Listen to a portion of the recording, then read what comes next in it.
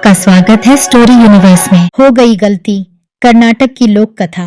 तेनालीराम की कहानियां भारतीय लोक साहित्य का एक अनमोल खजाना है जो हमें समय और परिस्थितियों के अनुसार बुद्धिमत्ता से काम लेने की प्रेरणा देती है।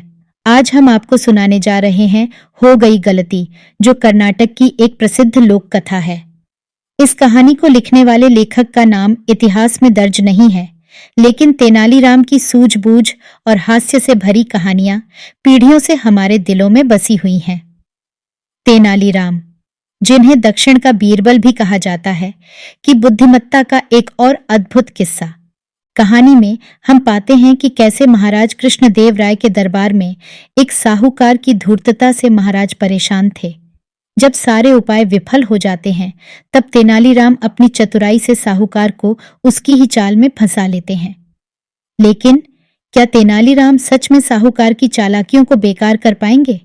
क्या साहूकार के हमशक्लों के बीच से असली साहूकार को पहचान पाना संभव है?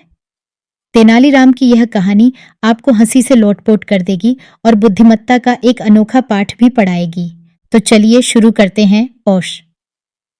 राजा कृष्णदेव राय का दरबार सजा था। सदा की भांति तेनालीराम भी अपने आसन पर विराजमान थे। महाराज कृष्णदेव राय के दरबार में योग्य व्यक्तियों का अभाव न था। वे स्वयं एक कवि थे। उन्होंने संस्कृत में कई ग्रंथ भी लिखे थे, किंतु तेनालीराम के बिना वे अपने आप को अकेला पाते थे। हाँ, वही तेनालीराम जिनकी सूझबूझ और विनोद के किस्से तुमने सुने हैं। उन्हें दक्षिण का बीरबल भी कहा जाता है। एक बार की बात है, महाराज कृष्णदेव गहरी उलझन में थे। एक साहूकार ने कुछ वर्ष पूर्व उनसे उधार लिया था। अब समय समाप्त हो गया था, परंतु वह पैसा वापस लौटाने को तैयार न था। जब भी कोई कर्मचारी पैसा मांगने जाता तो साहूकार बहाने बनाकर लौटा देता। महाराज के माथे पर चिंता की लकीरें देखकर तेनालीराम बोले, आप यह काम मुझे सौंप दें, मैं उसकी सभी चालाकियां बेकार कर दूंगा। बस यह सुनने भर की देर थी। महाराज ने उन्हें सारी जिम्मेवारी सौंप दी। पहले तेनालीराम ने अपने नौकर को साहूकार के घर भेजा। उसने बताया कि साहूकार ने घर में तो घुसने नहीं दिया, उसके जैसे 20 व्यक्ति कमरे में खड़े हैं। तेनालीराम मन ही मन मुस्कुरा दिए। अगले दिन वे स्वयं ही जा पहुंचे। सचमुच एक जैसे 20 साहूकार खड़े थे। किसी में भी राई रत्ती का अंतर न था। अब समस्या यह थी कि पैसा मांगा किससे जाए।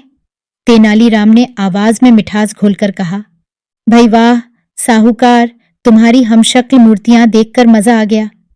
मान गए तुम्हारी कलाकारी को, परंतु तुम एक गलती कर गए। साहूकार ने अपनी तारीफ सुनी तो मन ही मन फूला न समाया, परंतु तेनालीराम की अधूरी बात ने उसे जिज्ञासा में भर दिया। वह मूर्तियों के बीच से निकलकर बोल पड़ा, कौन सी गलती कर दी मैंने? तेनालीराम जोर से हंस दिए और कहा, बस यही गलती कर दी कि तुम बोल पड़े और पकड़े गए। अब दरबार में चलो और अपना उद्धार चुकाओ। साहूकार ने तेनालीराम के पांव पकड़कर माफी मांगी और चुपचाप उधार लौटाने चल दिया। दरबार में तेनालीराम पहुंचे तो तालियों की गड़गड़ाहट के साथ इनाम भी तैयार था। एक बार फिर सब मान गए कि तेनालीराम का जवाब नहीं। तेनालीराम की कथाएं हमें सिखाती हैं कि व्यक्ति को वातावरण और समय के अनुसार बुद्धिमत्ता का प्रयोग करना चाहिए। ऐसे व्यक्ति जो सही समय पर अपने दिमाग से काम नहीं ले पाते, वे कहलाते हैं बुद्धूराम। आशा करते हैं कि यह कहानी आपको बहुत पसंद आई होगी। ऐसी और कहानियां सुनने के लिए जुड़े रहिए हमारे चैनल स्टोरी यूनिवर्स के साथ। धन्यवाद।